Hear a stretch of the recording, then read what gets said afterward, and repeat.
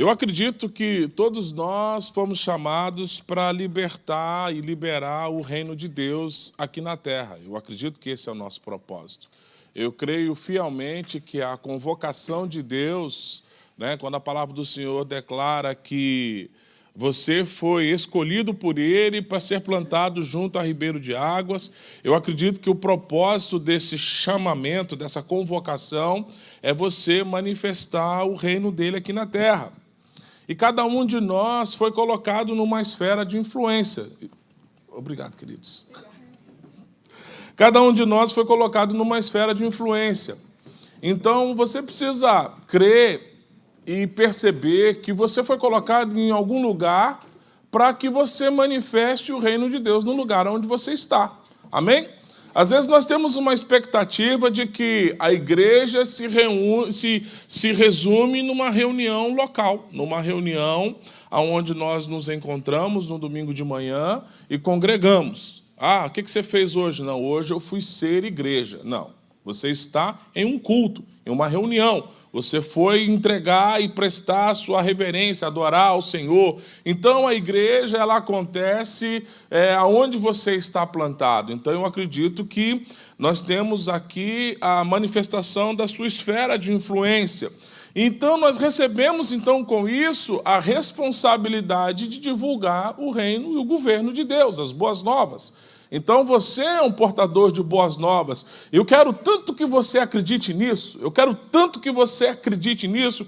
Por quê? Porque um portador de boas novas é alguém que passou pelo processo de crença primeiro. Ou seja, ele experimentou em si mesmo a manifestação do favor de Deus. Então, quando você experimenta o favor de Deus, quando ele passa por você, quando você é visitado por algo que te surpreende, quando você é visitado por algo que manifesta em você algo inesperado, que te faz, oh, meu Deus do céu, isso é verdade, isso é real. Quando você é impactado por uma manifestação, você tem tanta convicção para falar sobre isso, que você, às vezes, se torna até persona não grata, Quando você vai conversar com alguém sobre um assunto, lá vem você com aquela história de novo. Por quê? Porque aquilo foi impactante para você. Aquilo foi marcante, aquilo produziu mudança no seu trajeto, produziu mudança no seu caminho. Então, nós recebemos a responsabilidade de divulgar as boas novas. Isso é um chamado que está com você. Amém? Então, todos nós somos chamados para ser avivalista, impactar o mundo ao nosso redor. Então, a expectativa, muitas vezes, se resume a uma oportunidade dentro da igreja. Às vezes, a gente pensa que o impacto que você vai produzir é ter uma oportunidade para poder falar aqui dentro da igreja, para você cantar aqui dentro da igreja, ou você exercer uma função aqui dentro. Não, querido, você é um avivalista, você é alguém que taca fogo aí fora, você é uma brasa viva, você é alguém que vai incendiar, você é alguém que vai impactar, mas eu quero concordar com algo, isso passa primeiro pela sua realidade. Amém? Deus ele alcança você nas esferas em que você precisa do favor dele. Então é nisso que eu consigo imaginar o impacto do evangelho. Primeiro ele te visita, amém? Ele te visita, muda a sua estrutura por completo, e de repente, impactado com isso, você passa a impactar outras pessoas com aquilo que Deus fez na sua vida. Então, a sua oração ela não é perdida, a sua oração não é em vão. Deus vai te visitar com o favor, Deus vai te alcançar e vai manifestar a graça dele. Então, Deus, de maneira prática e de maneira naturalmente sobrenatural, porque a gente pensa que o sobrenatural não é natural. Não. É naturalmente sobrenatural. Eu quero que você comece a entender que é natural para nós que vivemos por fé, viver o sobrenatural. Amém? Como assim, pastor? Olha, eu quero dizer para você, talvez a sua expectativa esteja no mundo sobrenatural. Pastor, o que eu espero está no mundo sobrenatural. Ok. Então, nós que vivemos por fé, vivemos nesse mundo sobrenatural. Então, é natural para você ser visitado por essa atmosfera. Amém? Amém? Então, é o seu sistema de crença. Você precisa crer nisso. Em Colossenses, capítulo 1, versículo 27, a palavra do Senhor declara: aos quais Deus quis fazer conhecer quais são as suas riquezas da glória. Ou seja, Deus quer ser conhecido. Deus quis fazer conhecer as suas riquezas da glória. Mistério ainda entre os gentios, ou seja, existem coisas de Deus que ainda não foram reveladas. Amém? Existem coisas de Deus, e essa palavra diz que Deus quer fazer com que isso seja e se torne conhecido entre os gentios. O que ele quer fazer isso? Então, Cristo em vós é a esperança da glória. Se você já tem Cristo, aquilo que é desconhecido passa a ser revelado. Amém? Às vezes a gente lê tantas vezes, a gente não consegue entender, às vezes, a sutileza de uma palavra. Então, Deus, o anseio de Deus é manifestar a sua grandeza em meio a nós. Amém? Ele vai passar por esse processo, ele vai passar, vai nos visitar. E aqui eu quero entrar na palavra propriamente dito. Em Atos dos Apóstolos, capítulo número 9, no versículo de número 32, olha o que a palavra do Senhor declara. Aconteceu que, viajando Pedro por toda parte, chegou também aos santos que habitavam em Lida. Ali encontrou um homem paralítico que se chamava Enéas, que estava prostrado numa cama fazia 8 anos. Então Pedro lhe afirmou: Enéas, Jesus, o Cristo, cura a ti. Levanta-te, arruma a tua cama. E ele se levantou e no mesmo instante viram-no todos os que moravam em Lida e Saroma, os quais se converteram ao Senhor. Então, essa palavra, ela anda por 2 paralelos, amém? Pedro, o apóstolo, que acreditou que ele tinha a unção sobre a sua vida, e Enéas, aquele crente que foi visitado pelo Senhor e teve um milagre manifesto sobre a sua realidade de vida. Então, sempre quando nós estamos à espera de um milagre, seja de uma intervenção de Deus em nossa família, uma porta que se abra, né, seja a salvação de alguém que amamos, seja a cura física, emocional, enfim, o fato é que sempre estamos esperando algo e sempre estamos suplicando por algo. Então, nós sempre temos uma expectativa de que alguma coisa, de maneira sobrenatural, pode acontecer. Então, no texto em questão, quem está aguardando o milagre é Enéas. Enéas está aguardando o milagre. Enéas, no grego, significa o glorioso herói, né? Contraditório. O glorioso herói estava esperando o milagre, ou seja, aquilo que ele esperava, aquilo que o nome dele dizia, não era a sua realidade de vida. Talvez você esteja hoje na mesma condição de Enéas. Aquilo que você espera de Deus não é exatamente a realidade que você está vivendo. E quando você olha para a circunstância, ou seja, aquilo que está à sua volta, você não consegue enxergar com olhos naturais que isso pode acontecer.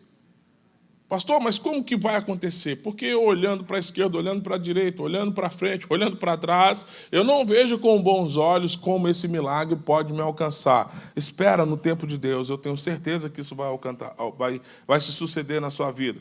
Então eram 8 anos de paralisia. Então, se alguém com deficiência física hoje não é fácil, né? Você encontrar alguém com dificuldade física hoje, com todo o recurso que tem, com toda a tecnologia que tem, não é fácil. Imagine naquela época como era difícil a vida de alguém que passava por essa dificuldade. Ainda tinha a questão, né? Essa palavra declara no versículo 32 que Enéas era alguém convertido, ou seja, alguém que já estava andando na fé. E você imagina naquela época onde os milagres eram abundantes e ele acontecia de maneira mais diária, e quando alguém passava por uma questão contrária, logo se imaginava que a vida dele não era abençoada por Deus. Ainda hoje, né, a gente pensa que porque está passando por uma situação, Deus já não é conosco. Então, não era fácil para ele, os recursos eram escassos, e a ideia de que ele tinha problemas espirituais podiam gerar preconceito sobre a sua realidade de vida. Mas eu quero que você entenda que mesmo sendo crente, mesmo tendo um nome tão significativo, Enéas estava vivendo uma grande crise. Era um momento contrário na sua história. E às vezes as pessoas olham para os aspectos das nossas vidas e acham que a gente está tudo bem conosco, né? Eu falo, quem vê rede social não vê vida. Né? Às vezes você olha lá uma postagem e fala, queria tanto. Não. Aquilo não é tudo. Amém? Aquilo é um pedaço que, de repente, parece que é a verdade. Mas, muitas vezes, ninguém consegue saber a profundidade das nossas dores, o sofrimento, ou aquilo que a gente está vivendo na verdade. Então, Enéas, ele estava naquela situação. Mas, aonde quer que ia Jesus, aonde quer que Jesus fosse, ele pregava as boas novas. Quando nós estamos aqui de manhã, por isso que o salmista fala, produz alegria no meu coração, ou seja, alegrei-me quando me disseram, vamos à casa do Senhor, porque a palavra de Deus é que está sendo ministrada neste lugar. Porque aonde Jesus ia, as boas novas eram ministradas. Onde quer que Jesus fosse, ele pregava as boas novas. Ele demonstrava ali o reino com ações sobrenaturais. Então, em Mateus 4:27 é dito, Jesus foi por toda a Galiléia, ensinando na sinagoga, pregando as boas novas do reino, curando todas as doenças e enfermidades do povo. Ou seja, Jesus viveu uma vida naturalmente sobrenatural. E os discípulos foram chamados para o mesmo estilo de vida de Jesus. Então você foi convocado para viver o mesmo estilo de vida de Jesus.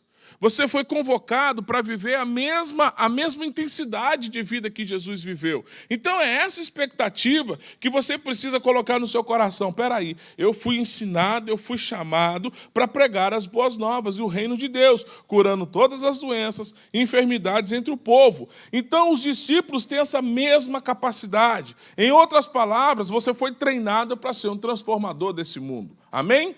Você está sendo treinado para ser um transformador desse mundo. Você precisa se apossar disso. Por quê? Porque você foi modelado. A palavra de Deus, ela nos modela. Um modelo significa algo para se copiar. Amém? Então, quando você entende isso, você vai viver uma vida absurdamente sobrenatural. Eu acredito que isso, tanto para os discípulos como para nós, é um desafio, porque muitas vezes nós nos enquadramos num sistema de autoinsuficiência. A gente não consegue enxergar em nós a capacidade de replicar aquilo que está sendo liberado para nós.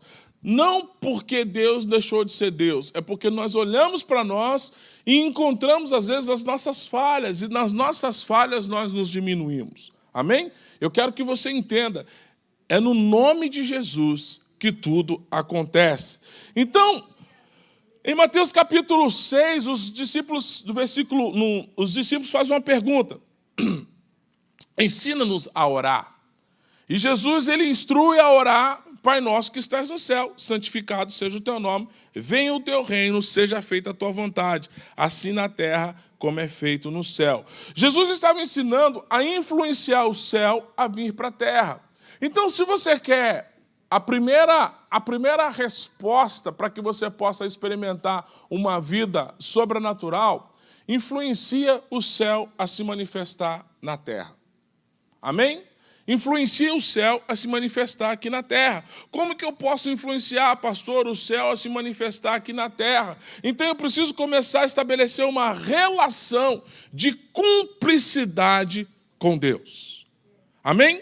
Então, se você quer influenciar alguém, estabelece uma relação de cumplicidade, estabelece uma relação de intimidade, estabelece uma relação de proximidade, estabelece uma relação de sem reservas.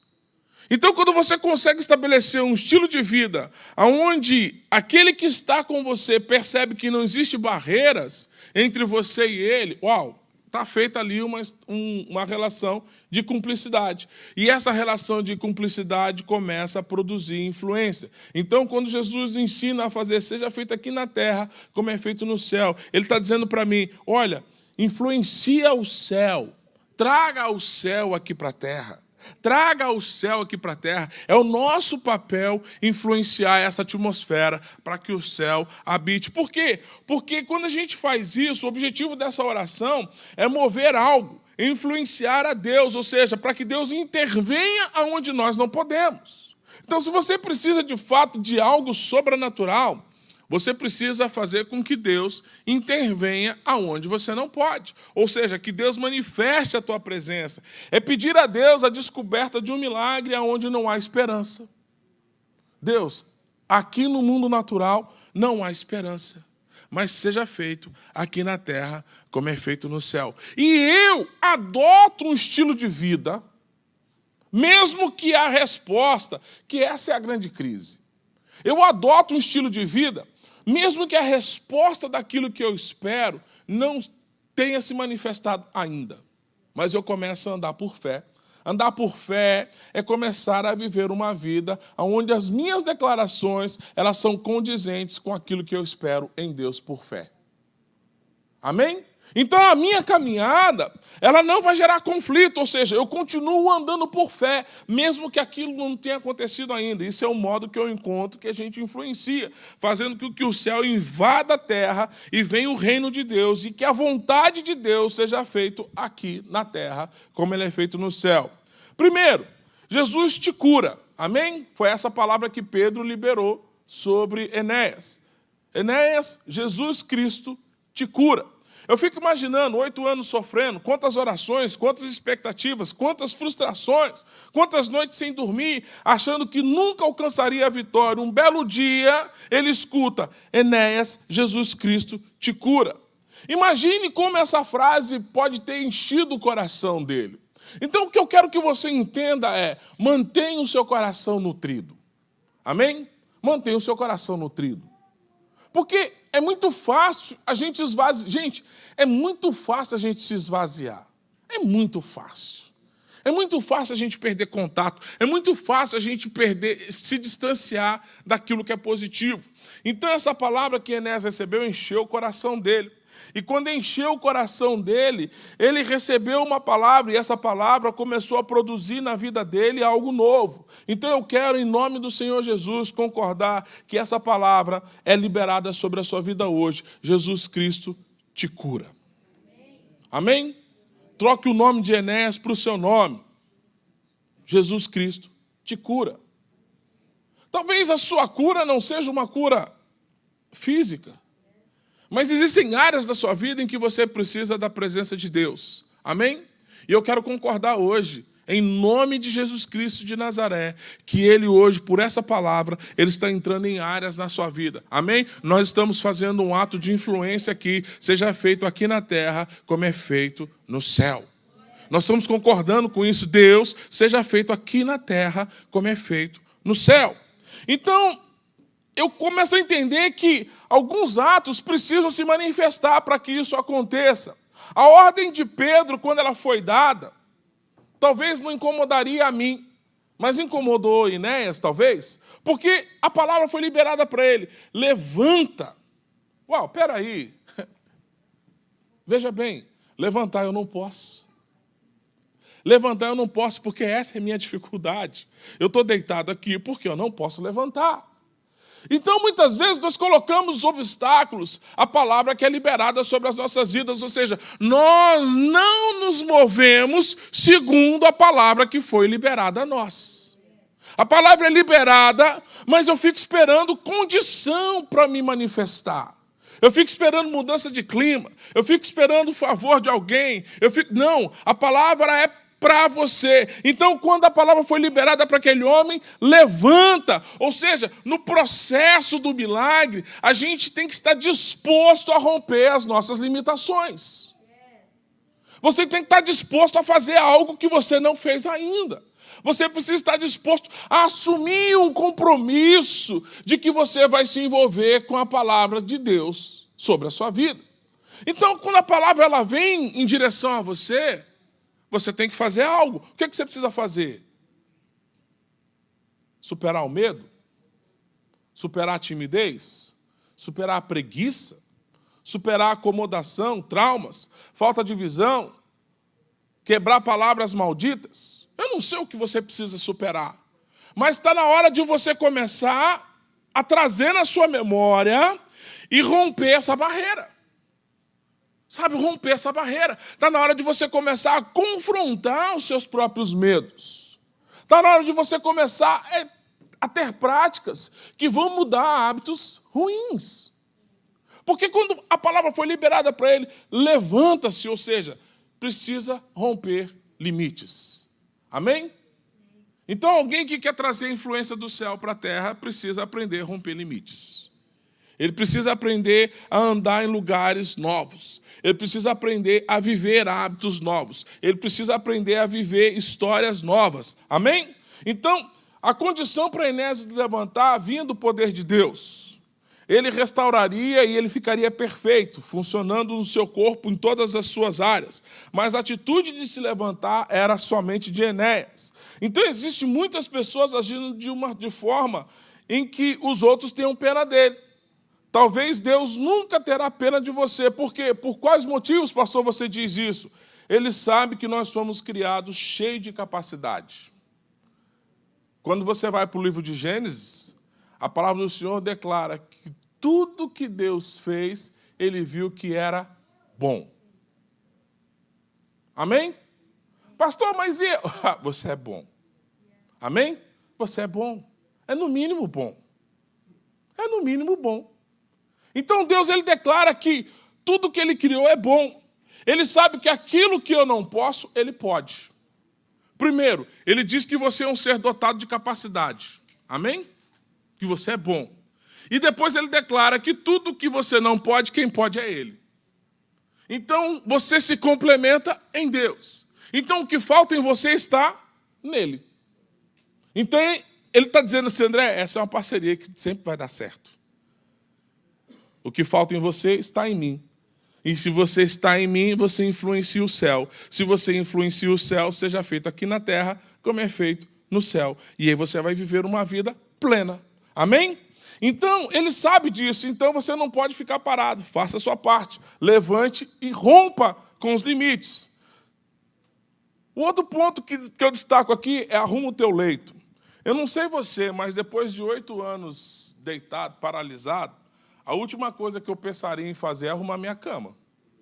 Né? Levanta. Uma cama? Arrumar a cama agora? Não. Deixa eu aproveitar a minha vida. Querido, a vida em Deus, ela é precedida de ordem.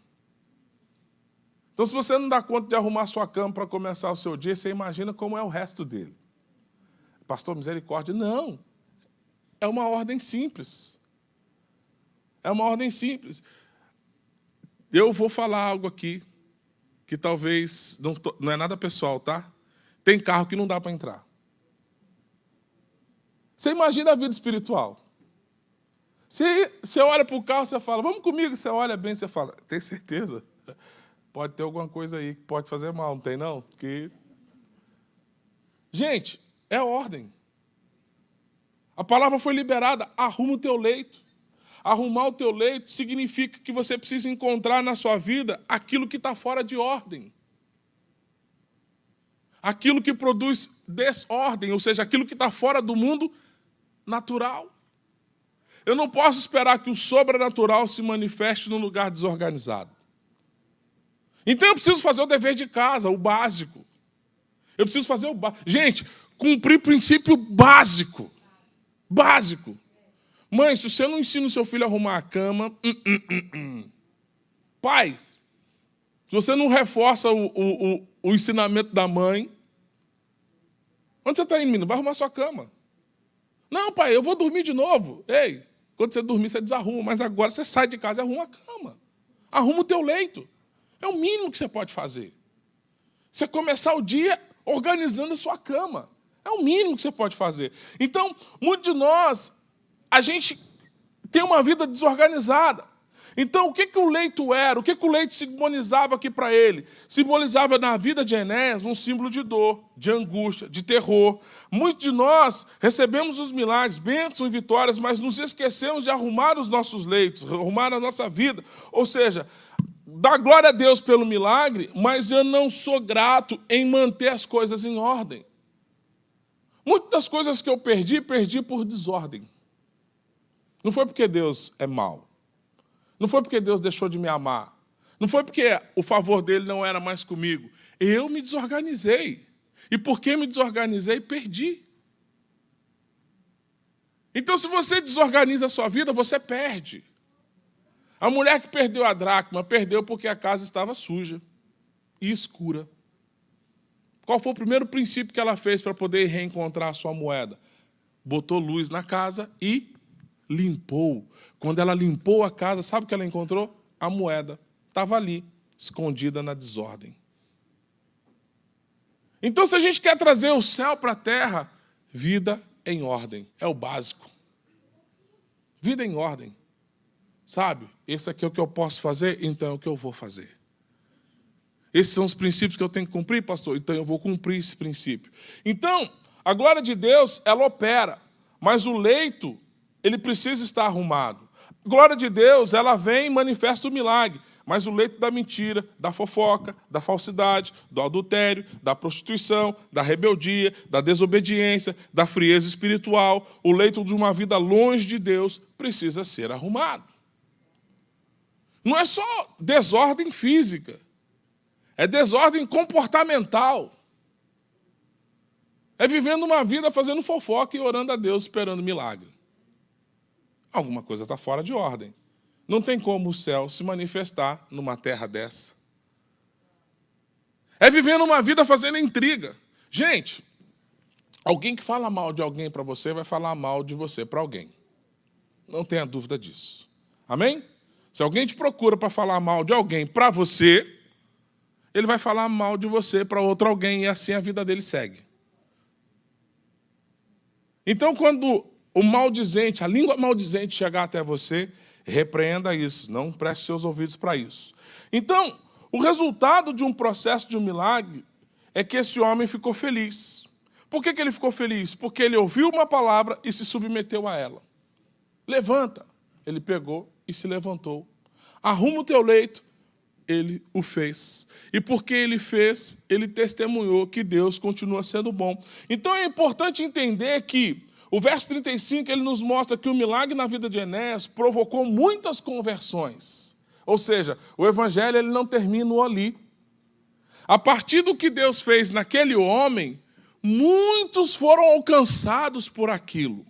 E aqui que eu quero finalizar para você. Ele obedeceu, tomou atitudes e muitas pessoas passaram a crer em Jesus. Eu quero que você entenda que quando algo se manifesta na sua vida, ele se manifesta para que o outro encontre o favor também a partir daquilo que Deus fez em você. Sabe? Então eu gostaria que você fechasse os seus olhos. A palavra do Senhor diz que nós temos que trazer à memória aquilo que produz esperança, não é isso?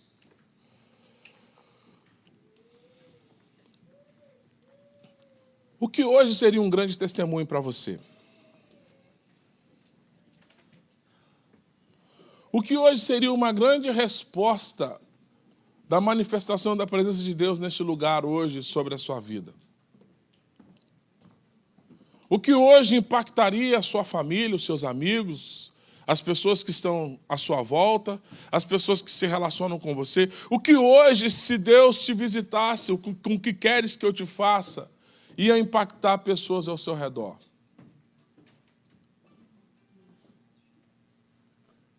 Primeiro, eu só não quero que você espere por esse milagre para começar a produzir a manifestação de Deus na vida dos outros. Mas eu quero hoje, em nome do Senhor Jesus, Pai, os teus filhos estão com seus pensamentos voltados para aquilo que é grandioso em Ti sobre a vida deles.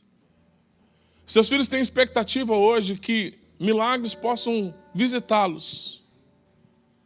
Assim como Enéas foi visitado por algo grandioso, aquele homem se submeteu, se organizou e ouviu a manifestação do teu favor. E a partir daquilo que o Senhor fez na vida dele, uma multidão se converteu. Pai, em nome de Jesus, eu não conheço aqui as petições dos teus filhos, mas o Senhor está neste lugar e o Senhor sabe o que eles estão querendo em Ti.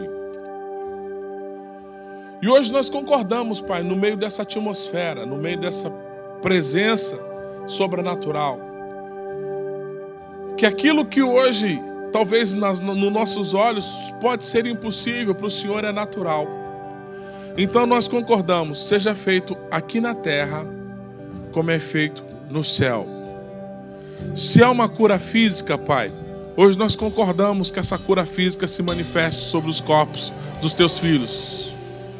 Nós concordamos hoje, Pai, se é uma manifestação na vida emocional dos teus filhos hoje, nós concordamos hoje que eles sejam visitados por um equilíbrio absurdamente sobrenatural. Pai, se os teus filhos precisam de uma porta aberta, uma porta absurdamente sobrenatural, onde eles possam colocar os teus pés neste lugar e ver que o Senhor é Deus.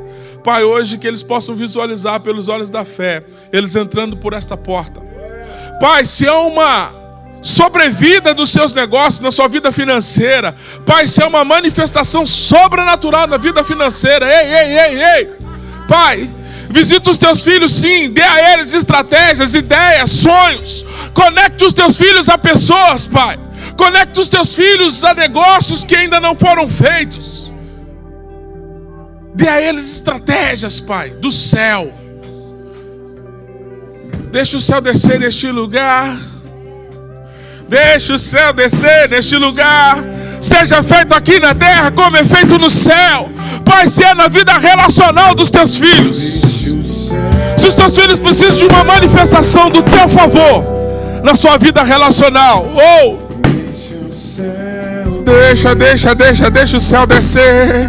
Deixa o céu descer, deixa o céu descer. Vem o teu reino neste lugar, Pai. Vem, manifesta o teu reino neste lugar, Senhor. Pai, seja feito aqui na terra como é feito no céu. Seja feito aqui na terra como é feito no céu. Aos teus filhos, Senhor, pertencem a terra. Em nome de Jesus. Amém, amém e amém.